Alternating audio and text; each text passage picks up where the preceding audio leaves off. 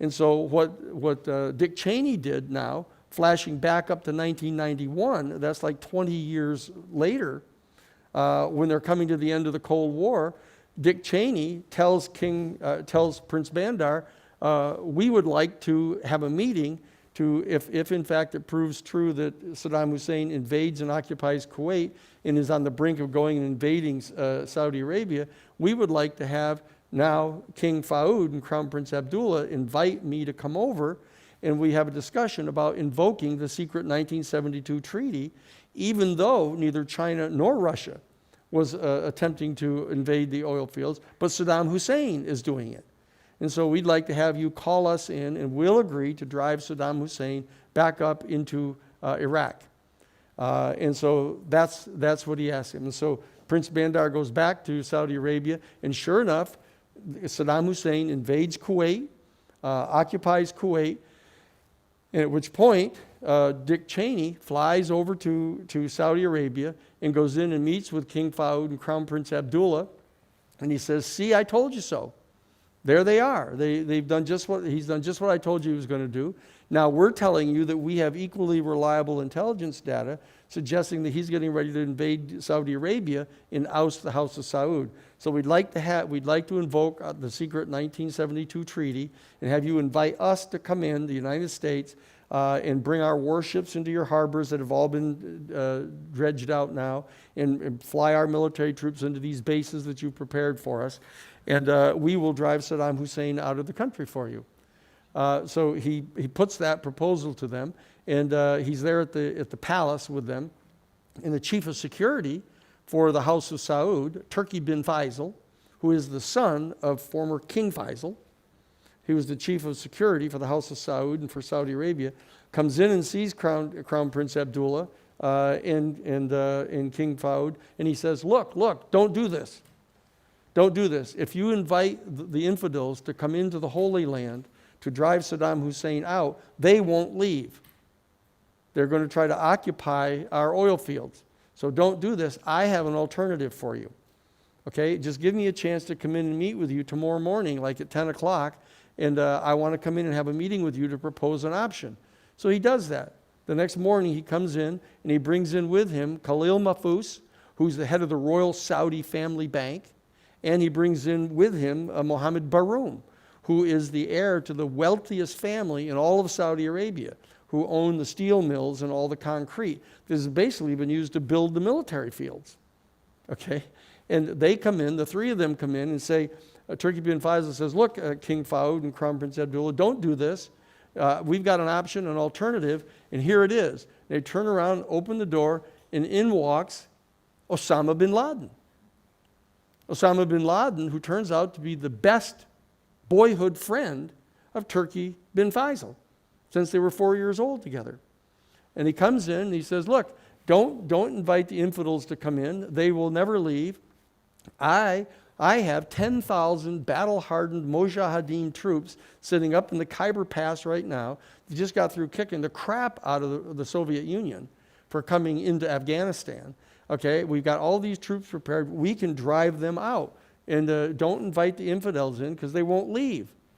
And so he spends an hour and a half with big charts and everything showing how he'll go about this military campaign of driving Saddam Hussein out back into Iraq. So he then leaves, and King Faoud and Crown Prince Abdullah are reflecting on the two offers, but it turns out that Dick Cheney was still there at the palace. And so what he does is finds out about this, and he comes back and he says, I want to have a second meeting with King Faoud and Crown Prince Abdullah, and what I'm going to do is I'm going to sweeten the offer. I'm going to offer to not only bring in our troops if you invite us in and protect you against Saddam Hussein coming in and invading Saudi Arabia and throwing the House of Saud out, but I will protect you and the Saudi family against your own people. They all hate you. You know that. I mean, they're all fundamentalist Islamicists. You guys have all these princes running around, whoring all through Europe, losing $1 million at a time on a roll of a dice at Monte Carlo with all their Rolls Royces and Bentleys and all that stuff. They all hate you. So what we'll do is if you invite us in, we'll protect you against your own people and these fundamentalist Islamicists. Okay? And then they agreed to do it. And they invited George H.W. Bush to come in. George H.W. Bush spent a couple weeks organizing a thing they call the Alliance of the Willing, which I think include Australia, New Zealand, Zambia, a couple of these major military powers in the world to join with the United States, and they formed a major alliance to go in and invaded the Middle Eastern oil fields. And they occupied the Middle Eastern oil fields. They drove Saddam Hussein, all of whose troops turned around and ran, hightailed away from them, and they slaughtered them as they were running away. Bombed them, strafed them, horrible videos of them just slaughtering those troops as they're all trying to retreat and run back up into Iraq, saying, wait a second, they told us that this was okay to do this, to go in, because all they were doing is going into Kuwait. Okay, and so they come in and they say, oh, look, we're going to drive Saddam Hussein back up into Iraq, but we're not going to oust him from power. We're going to leave him there, but we're going to set up a no-fly zone so that they can't put anything in the air, and it's going to take, 250,000 U.S. military personnel full-time on the ground in the Middle Eastern oil fields. And Osama bin Laden says, see, I told you so. That's exactly what I told you they were going to do, and he mounts jihad against the U.S. military occupation of the oil fields. And they attacked the embassies in Africa. They bombed the barracks in Beirut. They attacked the USS Cole in Yemen. And the United States then gets all uppity and says, oh, look, there's terrorism going on in the world. We have to have a massive military budget to fight off all these terrorists because they're trying to throw us out of their own holy land. I mean, the audacity of these people. And they actually come up with the fact that, well, what they're really trying to do is get rid of our way of life. They can't stand our way of life. And so they're mounting this big, huge war against us. And what they want to do is establish a caliphate, of having, turning all of Europe and the world into a Shia religious fundamentalist group. Totally insane. I mean, as nuts as Donald Trump saying something like that. And so what they do is then, what happens is it turns out the Soviet Union does in fact dissolve, as they thought they were going to on December 31st of 1991, that Gorbachev extracts an agreement from George H.W. Bush and from James Baker III, his Secretary of State, that if Gorbachev agrees to release all of the republics from the USSR, that the United States will not ever try to recruit them into NATO. That'll allow them to be neutral. They're all along the border, that western border of Russia. And so that they agreed to do that. H.W. Bush and Baker agree to do that. And so he signs the agreement. And the first Monday in January, following the dissolution of the Soviet Union on December 31st of 1991, that the people in the Defense Department of the H.W. Bush administration under Dick Cheney convene again in the West Wing of the White House, and under Paul Wolfowitz and David Addington and Douglas Feith and Elliot Richardson and Scooter Libby and the other groups. They gather and they draft up, here it comes, the 1992 United States Defense Department Policy Planning Guidance Document, which I want you all to be able to learn how to sing in your sleep. Because it turns out this document is extraordinarily important. Because what this is that the planning for the United States military at the end of the Cold War. And what they developed this document, and they are advocating that rather than reduce the U.S. military budget here at the end of the Cold War, which we've been justifying on the grounds that the Soviet Union was going to be trying to invade the whole world and take it over, we, in fact, rather than reducing the U.S. military budget, we want to increase the military budget so that we can establish, and here's a phrase I want you to remember, full spectrum dominance over the entire planet militarily. That we want to be able to vanquish any military power, either nation state or group actor, and we need to be able to vanquish any military force even inside their own national borders. And that's what they advocate. They say, we are the sole remaining superpower in the world. We have a unique opportunity. There's a short window of opportunity here at the end of the Cold War for us to move into the power vacuum created by the withdrawal of the Soviet Union from the Cold War, and we can establish full hegemony over the world. And they prepare that document. They in fact provide a copy of it to a select number of people in the Pentagon and a select number of members of the cabinet at that time. And someone leaks a copy of it to the Washington Post.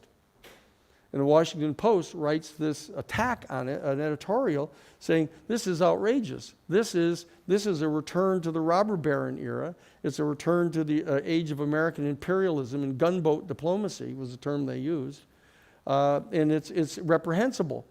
And the New York Times follows with a similar editorial on Sunday morning in the Sunday New York Times. And George Bush enters a public statement saying, look, I'm not acknowledging that any such document exists, but even if it does, it's just a draft. And we may be doing another draft, which he does do. He undertakes a second draft of the 1992 United States Defense Department Policy Planning Guidance document, in which he proposes the exact same thing, except not to be done unilaterally solely on the part of the United States. It's to be done now with a multilateral agreement on the part of the United States, Canada, Mexico, specifically saying not with the Mexican indigenous people, but with the PRI, which is the political party dominated by the Castilian Spanish, Caucasians, along with the UK, France, Spain, Italy, and the new reunited Germany, and with Russia. If Russia will agree to join now that they have spun off all of their ethnic provinces. That's what it says in the document. And the purpose of this new alliance will be to maintain our continued privileged access to the strategic raw materials needed by members of the new Northern Industrial Alliance. That's what you're looking at. What you're looking at is a policy that was formulated by George H.W. Bush and Dick Cheney in his entire Defense Department to try to establish full spectrum dominance over the planet, but not unilaterally, as was advocated in Draft 1 under Cheney, but expanded out by George Bush Sr. with Colin Powell and Theodore G. Shackley, his Director of Covert Operations, the ADDO, the Associate Deputy Director for Operations of the CIA, i.e. the head of covert operations worldwide, that they drafted up the second draft and expanded it out to a multilateral new Northern Industrial Alliance, which was intended to include Russia, now that they had spun off all of their ethnic provinces, i.e. non-Caucasian provinces. That's what you're looking at. That's what you're looking at here. And because Donald Trump is, as I said last Tuesday, because he's so simple-minded, and completely unsophisticated, he's a complete reductionist fool. And what he does is say, wait a second, I get it. Let's get into Russia. Let's get Russia to join together in this. We'll be friends with Russia. I'll be friends with Putin. I'll be friends with Putin.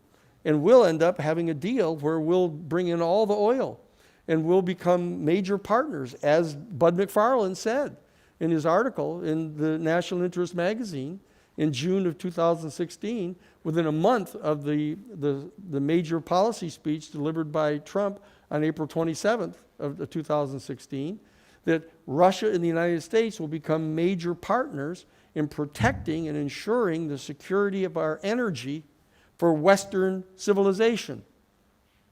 And as I said, if you take China out of being the East and put them now in Western civilization, who's left? China. And you return to this right here. You return to the Clash of Civilizations, the Remaking of World Order, by the president of the American Political Science Association, the head of foreign relations policies at Harvard University, Samuel Huntington, that in fact we all have to and gird our loins to challenge and fight off the ascendancy to world power of China. And that's what's going on here. And so that the invasion and occupation of the Middle Eastern oil fields is part of a major plan to monopolize all of the oil and natural gas on the planet as a source of energy. And they're having to build these pipelines to get the oil from up at 45 degrees north latitude all the way down into the warm water ports. And they've got to put them all the way down through North America. They've got to put them all the way down through Afghanistan in the Middle East, down into the Sea of Arabia. And it is the indigenous people that are resisting them. The indigenous people and the tribes of the Middle East, in the form of these fundamentalist, jihadist Islamicists, who are the fundamental tribal people there, and also the Lakota people and the other indigenous people in North America. They don't have major weapons. They don't have air forces. They don't have nuclear weapons. They don't have any of that stuff. But what they have is as Jackson Brown says, they pick up a rock or a stone, and they fight them. And they set bombs in the road, for all their massive vehicles. It's like, and you say, gee, we're being attacked by those people putting bombs in the road, blowing up our tanks, rolling into their hometown. What do you expect? This is outrageous. Let's go back and get more military people to go in and beat up on these people. So that's what's happening right now, and we're going to be going into the details of these efforts on the part of the different indigenous grouping of people to resist the drilling, the mining, the building of these pipelines around the country, so that we see that is their point of vulnerability. It isn't going to do them any good to have all this oil up there in the frozen lands, because they can't get it out of there. And that's what we're looking at. Okay, yes. So I think the thesis is that you want to keep, in order for this to be worth their while, you would have to maintain our dependency on oil. Yes. Right? So they need to not allow alternative energy sources to be part of the future. Well, but one thing is important is that the petroleum is what fuels their fighter bombers, their fighter jets, their tanks and vehicles, their ships, all of that. If they can retain that resource and access to it, it's a military resource that they've got.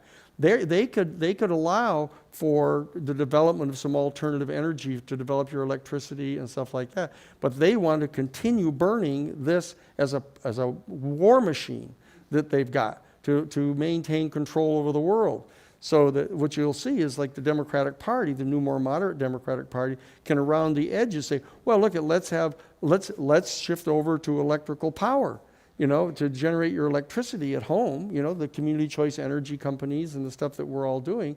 But that's not going to stop us from burning all of this fossil fuel that we've got as a major military strategic resource that we've got. The one thing I'm just wondering, and this is too much of an aside to do this, started, but I heard a story about when Tesla died, they wanted to come and get his papers. They did come get his papers. And that they needed someone to understand what was in those papers, because it was scientific enough, but not just anybody in the FBI could interpret the papers. So who did they take the papers to? They took the papers to MIT to a professor there by the name of John G. Trump, who turns out to be Trump's uncle. And so I'm wondering if you know anything about that, and I'm also wondering if you know anything about 1989, Exxon Valdez crashed the day after Posner and I forget the other guy's name in Utah said that they had discovered cold fusion. So maybe you don't. No, I don't. But what I do know, however, is that the sale of the Russian National Oil and Gas Company was scheduled to be signed on November 7th of 2016, the day before our election. And it would be given effect on December 10th. So that means that it could be postponed if he didn't get elected. But if he got elected, then they would finalize it on December 10th.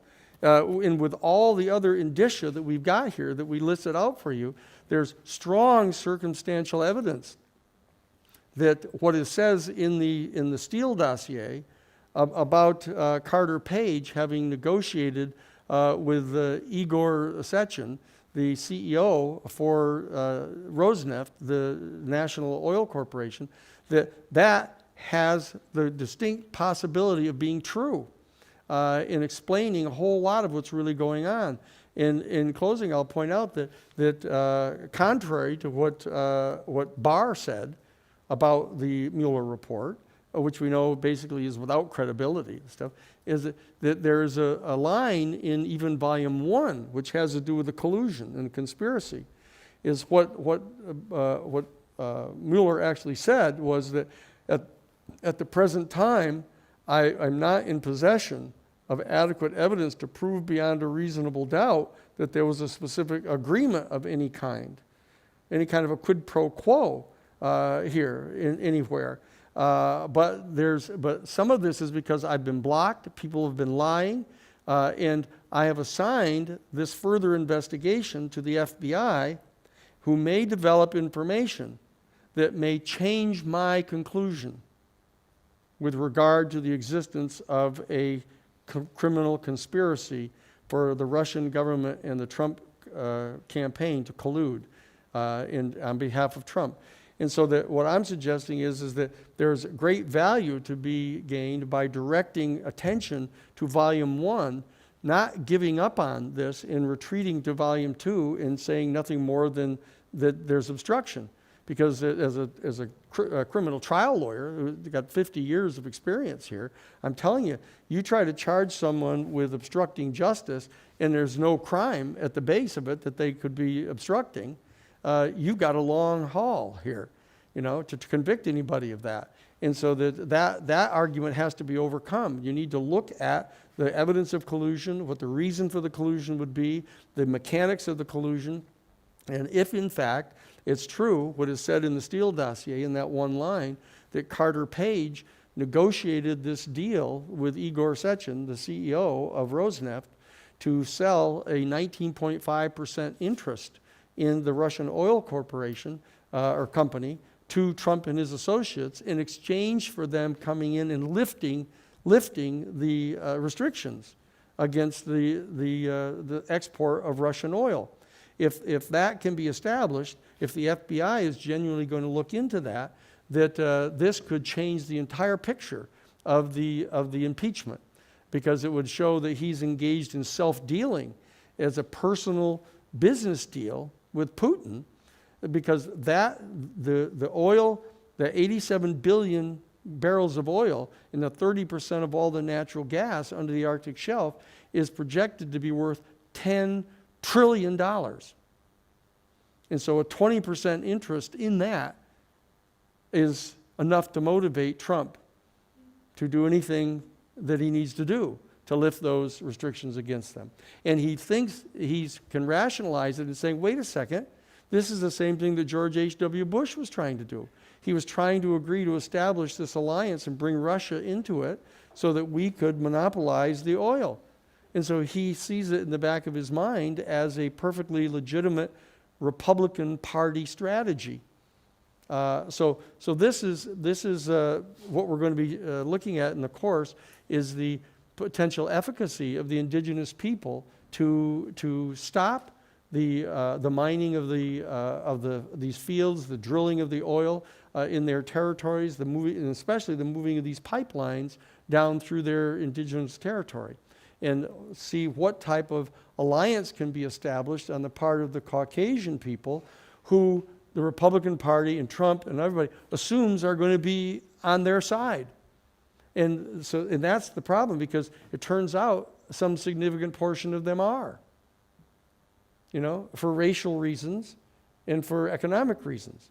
And so that we have to try to, as an alliance between your generation and my generation, we have to try to figure out what possible kind of alliance can be established to protect your generation from an absolutely horrific future that you've got to look at. with potential 250-foot sea rises and 160-degree mean global temperature during your lifetimes.